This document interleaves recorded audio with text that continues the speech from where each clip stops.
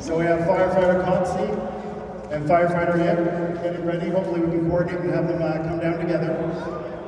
Now the one thing that is important for us to manage and navigate is the fact that you notice that when you climb out the window, you have to make sure that you don't fall coming out the window. And you don't want to have any kind of extra bounce, essentially, when we come out. So that's why they're being very careful to make sure that they stay close to the walls, make sure that they're coordinated.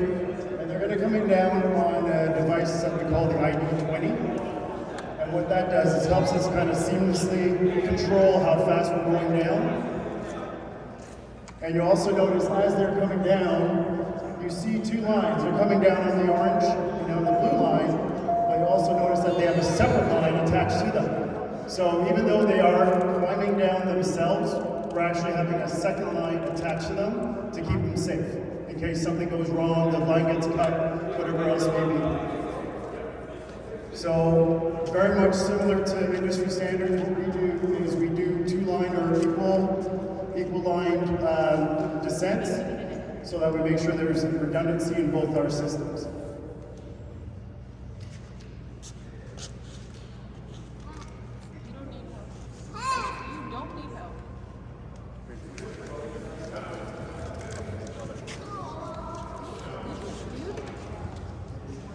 So, typically when we get to a scene, if we actually can get witness accounts for where they are, it could take us about 10 minutes to get one person, once we found a suitable angle, outside of the zone and get to the person. So, you'll notice that they're communicating, letting them know exactly what's happening so we get some line to actually get themselves with them. Now, 5 to 10 minutes to get in touch with that patient, whatever their concerns might be. That's just the first step. Make sure we get them immediate need or care if they're hurt, or they need breathing help. And then we start asking for resources. Do they have a broken leg? Can they climb up on themselves? Do we need to send another harness down? Do we need to actually have something more substantial in terms of a system to help them get set up and haul them either down or bring them back up? So the gentlemen right now are going to get set up for a basket rescue. And essentially what we're going to display is a situation where anybody live in a building here? Apartment buildings? Okay. So imagine you see your apartment building window washer. You guys see those? Window washers kind of get stuck or have some type of medical event while they're scaffolding. All right? What we're going to simulate is us actually going down, we're having that person packaged in one of our rescue baskets, and then we're going to actually show you how we'll manage to get them down to the ground safely and securely without them having to be on their own harnesses or on their own system.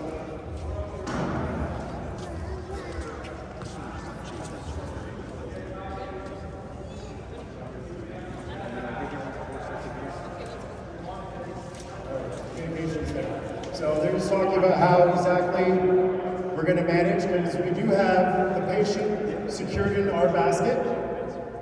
You're going to see the basket start coming out on our line to make sure that it's safe, and then our climber, our rescuer, is going to climb into the system. Give me the thumbs up when the basket's coming out, guys.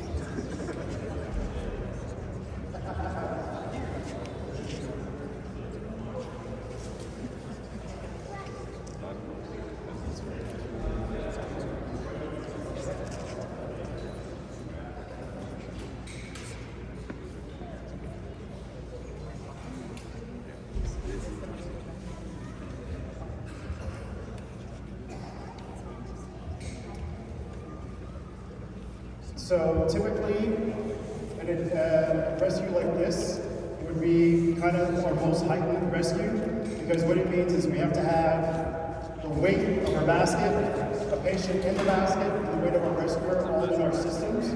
So we do a lot of checks and rechecks to make sure that the system is secured. It's going to manage the weight, and we go from there. What you may not see, or what you can see vaguely, is that we have a little, what looks like a triangle up there. It's actually a tripod. And we've got it set up so it's got a longer leg in the back. And the idea of the setup there is that it allows us to give us a high point so that we don't have to have everybody, like you saw the rescuers, climbing out the window. Our rescuer in this case, when the basket comes out, he won't have to worry about climbing out the window the same way. He's just going to climb over and on top of the basket to secure it.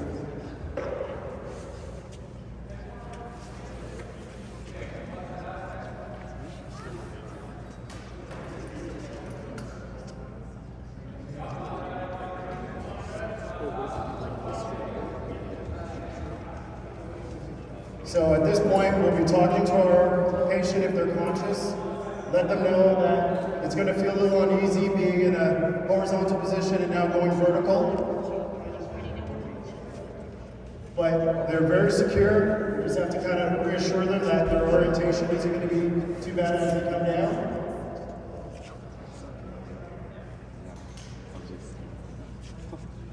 And there was a question there about how worried that person looks. Aren't they looking great? Like they're good with what's happening?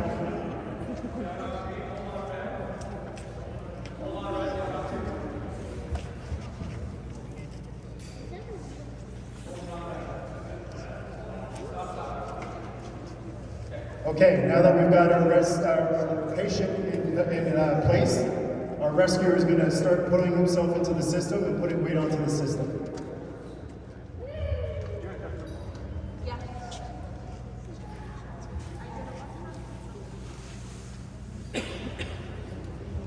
So the question from our dear friend here was, are there medics in place to secure or to assure us that the patient's ready to be transported in this manner? Typically, if we have the ability to have the patient be assessed by medical attempts, we will have that happen. Sometimes that means they're going up to the 21st or the 40th floor, or now we have skyscrapers up to 80 floors, right? So if they're able to get up there and actually do that assessment for our patient, we'll have them do that. If not, what we will do is we'll use our medical devices and give them a baseline of what we see in terms of their vitals and relay it back to them to see if they need to do any further intervention based on what we tell them.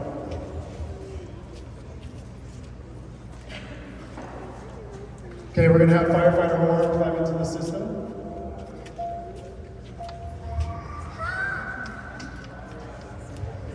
So another great question from the crowd. How come we can't just send the basket down? Any thoughts? Yeah. Yeah, we don't, the answer was it might fall down. Typically, if we're gonna have the basket travel, we wanna make sure that we're ensuring that the patient is secured. Because the patient might be a little disoriented, we wanna make sure that we're reassuring them as they travel down. At the end of the day, any type of rescue that we do, it's about patient care, so we want to give them the best service we can. And in doing so, that means that we're going to travel. You're killing me. You're killing me. As we travel down, we want to make sure that we, again, make sure that there's no other medical episodes happening while that patient's going down. The reason why we're doing a rescue in this orientation is the attendant, or the window washer in this case, doesn't have their system that's adequate for us to be able to bring them down. And because of the height, we're able to bring them down much quicker than trying to get them through a set of elevators. An instance that something like this has happened is we've been on a construction site where the construction elevators aren't working properly. And we've had to get to a set of floors where the elevator is at one level, and then we kind of bring them down to the elevator level to be able to get them safe.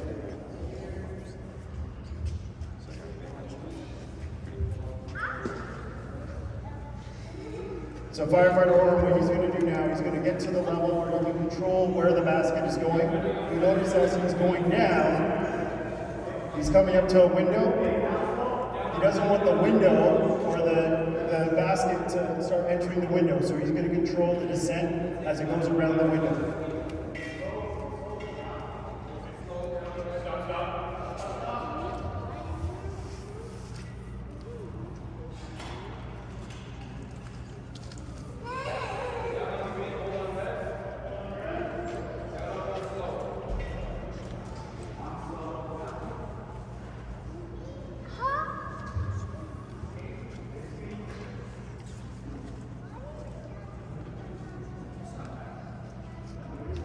Great job, firefighter.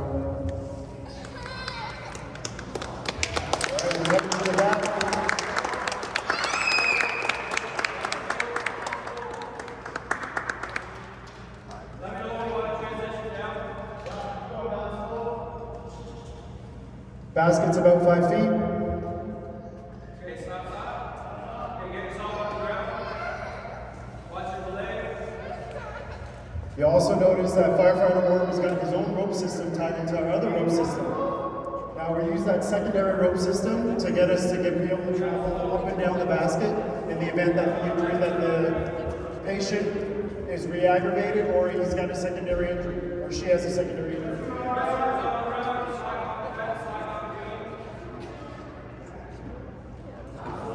Basket on the ground.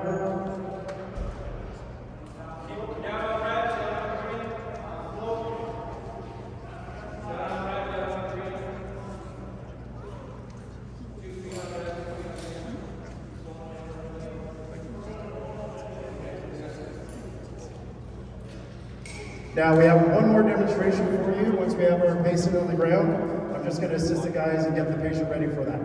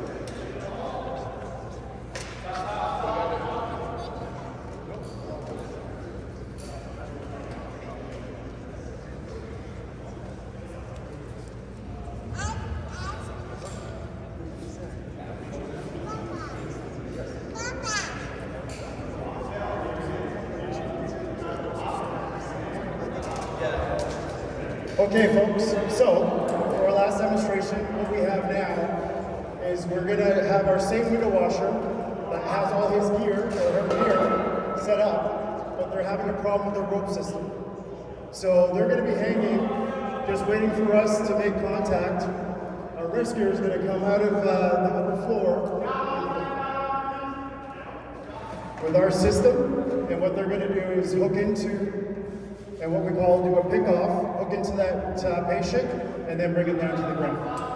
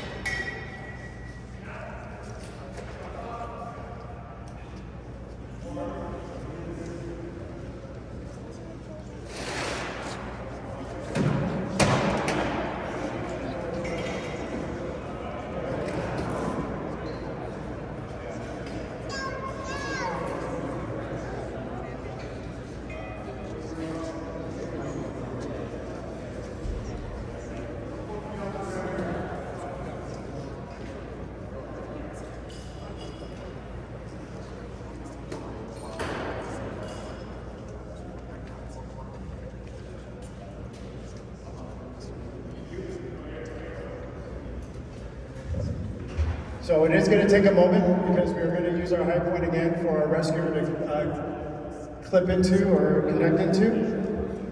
And we'll have firefighter Kenny actually jump into the rescuer seat this time.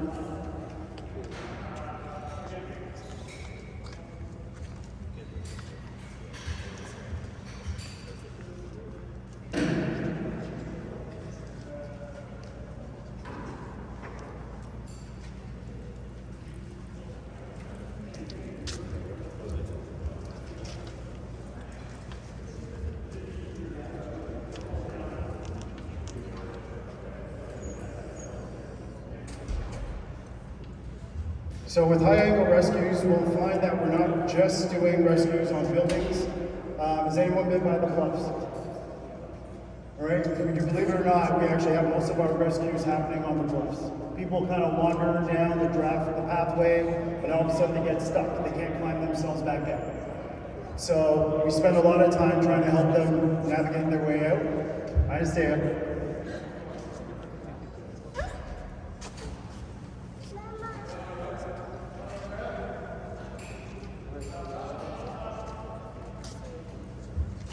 You also find that if people tend to be near waterways, that's when it gets a little bit more complicated because now we have to decide, are they close enough to the waterway that we have to worry about actually doing a water rescue, or do we go down to the low angle rescue and try and get contact with them to make sure that we can walk them back up the banks? Just so sometimes it becomes a little bit complex.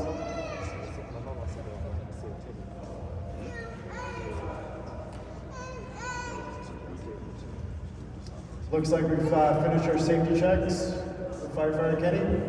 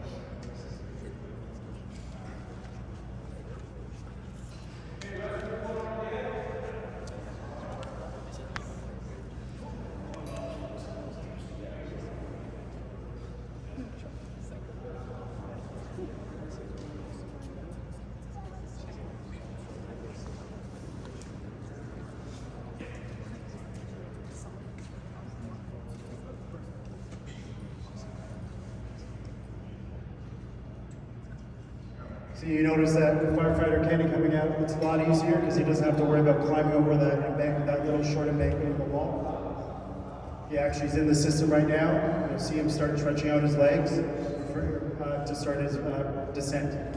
Now there's going to be one difference. I mentioned before that if we're going to do a recon, we might send somebody down as in a rappel. If they're going to make contact in a quick rappel, what they will do is they'll be in their system and they will go down themselves with the safety attached to them. In this case, firefighter Kenny is going to be lowered into the patient. So all he has to do is worry about making patient contact and relay orders as to how fast or how slow before he makes contact.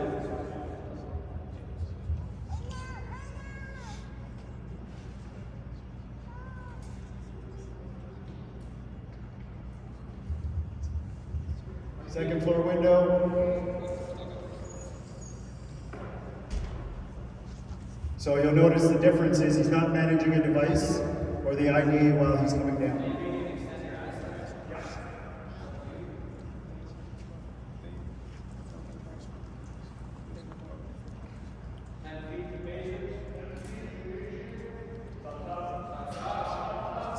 So you'll notice he's doing a maneuver where he's hanging upside down. We call that inverting. The reason why he inverts is, do we have any people that are lifeguards or been in a situation where they've had to rescue somebody? One of the first rules they tell you when you're coming up to a patient is you don't want to be in their kind of panic zone. So if they can reach you, they might pull onto you when you're not ready to actually get a hold of them. So what we do is we make contact with them, try and make sure they're safe, and then actually talk them into us making contact with them.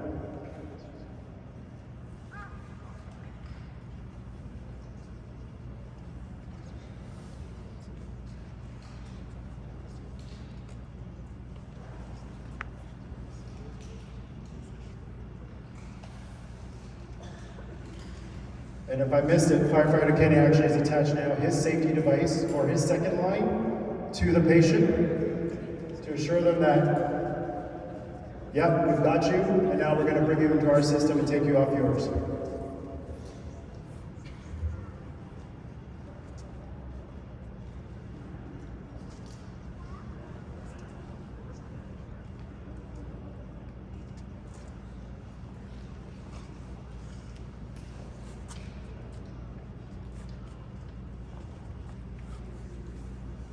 James may have to use your line as your pivot.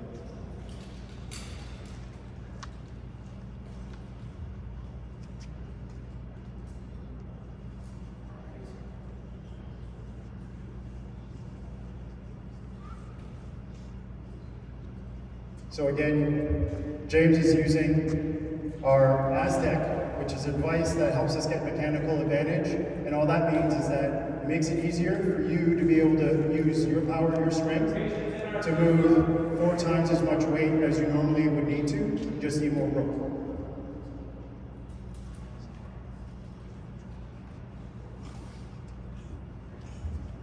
And the hope and maneuver now is once he's got connected to the patient, he's going to take the patient off the line that he was hanging and then bring him down to the ground safely.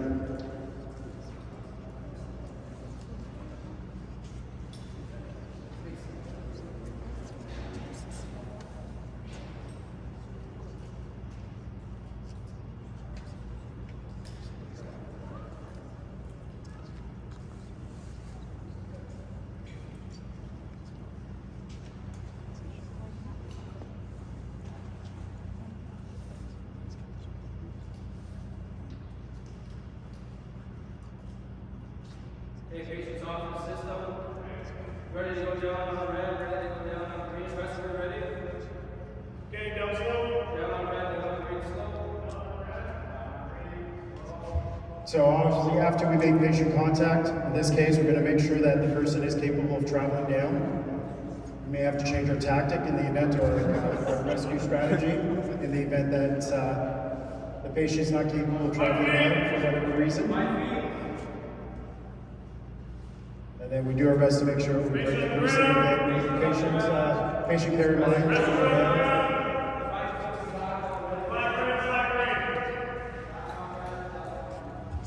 And the majority of rescues, because typically we will have paramedics on the ground kind of waiting the stretchers, we'd like to bring them to the stretcher as opposed to having to transport the stretcher somewhere else with longer patient care. That kind of takes us out of our golden hour.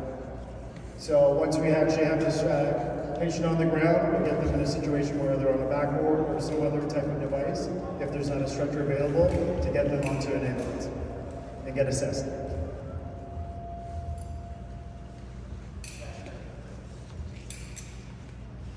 All clean, firefighter Kenny? All right, thank you very much, folks.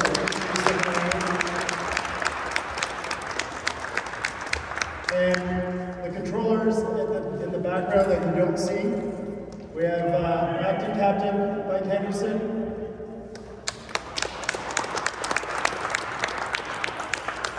And also we had firefighter Schmidt and firefighter Paul in the background.